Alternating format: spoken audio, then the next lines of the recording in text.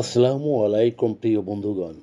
আপনারা নিশ্চয়ই জানেন যে সম্প্রতি ভারতের বিভিন্ন রাজ্যকে রাষ্ট্রে রূপান্তরিত করার যে ধারণা পোষণ করেছেন গুন্থার ফেহলিং। গুন্থার ফেহলিং ভারত ভেঙে টুকরো টুকরো করার পরিকল্পনার কথা বলেন এবং এটির প্রবক্তা হিসেবেও তিনি পরিচিতি পেয়েছেন। গুন্থার ফেহলিঙ্গার যান সম্পর্কে জানার আগ্রহ থেকেই আমাদের এই পরিবেশনা। বন্ধুগণ, দ্য ক্রিটিক ভাষ্যে যা জানা যায়, মিস্টার ফেহলিঙ্গার যান তিনি অনেকটা রাজসিক, রাজার মতোই কথা বলেন, বলা যায় ইউরোপীয় রাষ্ট্রনায়কত্বের প্রতীক। তবে তিনি একজন রাষ্ট্রনায়ক নন, কিন্তু তার আচরণগত কারণে রাষ্ট্রনায়কের মতো। ফেহলিঙ্গার যান একজন অর্থনীতিবিদ, যিনি দক্ষিণ বলকানের আঞ্চলিক অর্থনৈতিক ইন্টিগ্রেশনের মতো একটি অস্পষ্ট বহুজাতিক সংস্থার বোর্ডে বসেন। তার সবচেয়ে উল্লেখযোগ্য দিক, তিনি ঠোঁটকাটা স্বভাবের। ফেহলিঙ্গার প্রচুর সোশ্যাল মিডিয়া চর্চা করেন, ইউরোপে নানান জায়গায় ভ্রমণ করেন রকমারি সেলফি পোস্ট।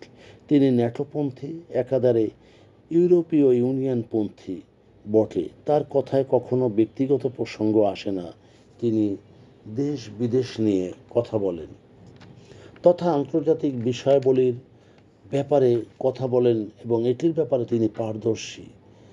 এবং তিনি অনেক আবেগতাড়িত পোস্ট করেন, যার মধ্যে থাকে একজন বিশ্ববিখ্যাত রাজনৈতিক ব্যক্তিত্বের সুর। যেমন প্রিস্টিনায় একটি উজ্জ্বল সেলফি পোস্টে তার জ্যাকেটে ন্যাটো, মার্কিন যুক্তরাষ্ট্র, ইউক্রেন সহ নানান পতাকার প্রলেপ ছিল। তিনি পোস্ট করবেন এবং আমি নিশ্চিত করতে পারি কসোভো ন্যাটোর জন্য 100 ভাগ প্রস্তুত। অন্যদিকে একটি পূর্ণ সেলফিতে তিনি পোস্ট করেন, রাশিয়া এখনই ইউক্রেন থেকে বেরিয়ে যাও, এটি তোমার শেষ সতর্কতা। ফেহলিঙ্গার উচ্চ আকাঙ্ক্ষী সাম্রাজ্যবাদী মানুষ, যেমন ব্রাজিলের প্রেসিডেন্ট লুলা দা সিলভাকে পরামর্শ দেন যে রাশিয়ার সাথে কাজ না করার এবং বলেন, আপনি যদি গণহত্যার শত্রুর সঙ্গে কাজে যোগ দেন তাহলে আমি ব্রাজিলকে ভেঙে ফেলার আহ্বান জানাবো। তবে ফেলিঙ্গার যান কেবল নিজের পক্ষেই কথা বলেন, একজন ব্যক্তি হিসেবে নয়, রাষ্ট্রনায়কের মতো, যেন তার হাতে রয়েছে বিশাল সামরিক শক্তি। শুধু তাই নয়, তিনি ভূ রাজনৈতিক ব্যাপারে যতটা আগ্রহী, ততটা ব্রিটিশ সম্পর্কিত ব্যাপারেও। যেমন ব্রিটিশ হোটেল থেকে তিনি ঘোষণা করেছিলেন যে আমি যুক্তরাজ্যকে প্লাগের জন্য বিশ্বব্যাপী ইউরোপীয় মানদণ্ডে যোগ দেওয়ার আহ্বান জানাচ্ছি। ফেহলিঙ্গার ইচ্ছা বা অনিচ্ছায় হোক, তিনি অবাস্তব কথা বলতে ভীষণ আগ্রহী। অনেকেই ফেহলিঙ্গার যানকে একটি অসাধারণ প্যারোডি বলে মনে করেন, বরং প্যারোডির থেকেও তার বক্তব্য আকর্ষণীয়।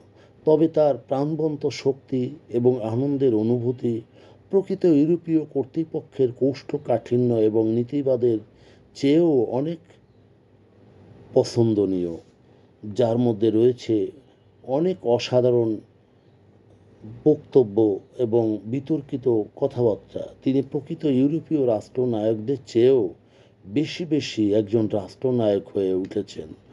অনেকের ফেহলিঙ্গার যানের মতো জাগতিক ক্ষমতা নেই এবং যাদের আত্মবিশ্বাস অনেক কম আছে, যেখানে ফেহলিঙ্গার যান অনেকটাই সেরা। বন্ধুগণ, যদি আমাদের এই তথ্য গল্প আপনার ভালো লাগে তাহলে লাইক এবং শেয়ার দিন এবং আজ আমাদের সঙ্গে থাকার জন্যে ধন্যবাদ।